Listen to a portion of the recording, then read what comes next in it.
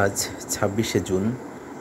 দিনটি আমাদের কাছে খুবই আনন্দের একটি দিন, কারণ ২০২৩ সালের এই দিনে আমরা প্রথমে আমাদের এই ছোট্ট সোনামণির উপস্থিতি বুঝতে পেরেছিলাম।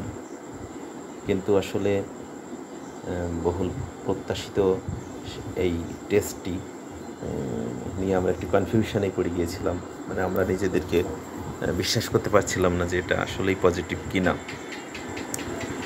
অনেক দিন ধরেই আমরা মূলত আমার করছিলাম ওয়াইফের, এই জন্য এটি আমাদের চিকিৎসা চলছিল না চাইতেই, এবং ডক্টর মতো 6 মাসের ওষুধ দিয়েছিলেন, কিন্তু একেবারে প্রথম মাসে এতটাই কনফিউশন করে গিয়েছিল।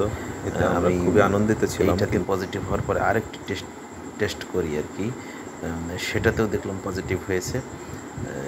তারপরে আমরা মোটামুটি একটু নিশ্চিত হলাম যে হ্যাঁ, তাহলে অবশ্যই কোনো সুখবর আমরা পেতে যাচ্ছি। এই দেখেন সেই আরেকটি কিট। এখন আপনাদের মনে প্রশ্ন যে আসলে কততম দিনে গিয়ে এই পজিটিভ রেজাল্টটা আমরা পেয়েছি আর কি। এটা আমাদের মনেও প্রশ্ন ছিল যে সঠিক ফলাফল পেতে কততম দিনে টেস্ট করা উচিত। এটা মূলত যদি পিরিয়ড সার্কেলটা ঠিক থাকে, তাহলে এটা পিরিয়ড মিস হওয়ার 1 বা 2 দিন পরে টেস্ট করলেই পাওয়া যায়। যেমন এর আগের মাসে আমার ওয়াইফের পিরিয়ড হয়েছিল 28তম দিনে আর কি।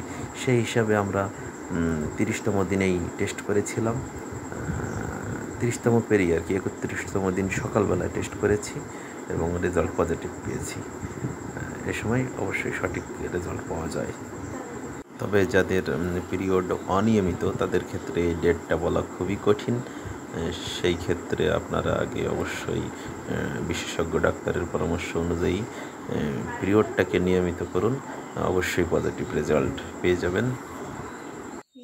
এখানে যে তথ্যগুলো আমি আপলোড করি সেটা মূলত আমার সন্তান বা স্ত্রীর উপর প্রয়োগ করা, এবং এটা আমার বাস্তব অভিজ্ঞতার ফল।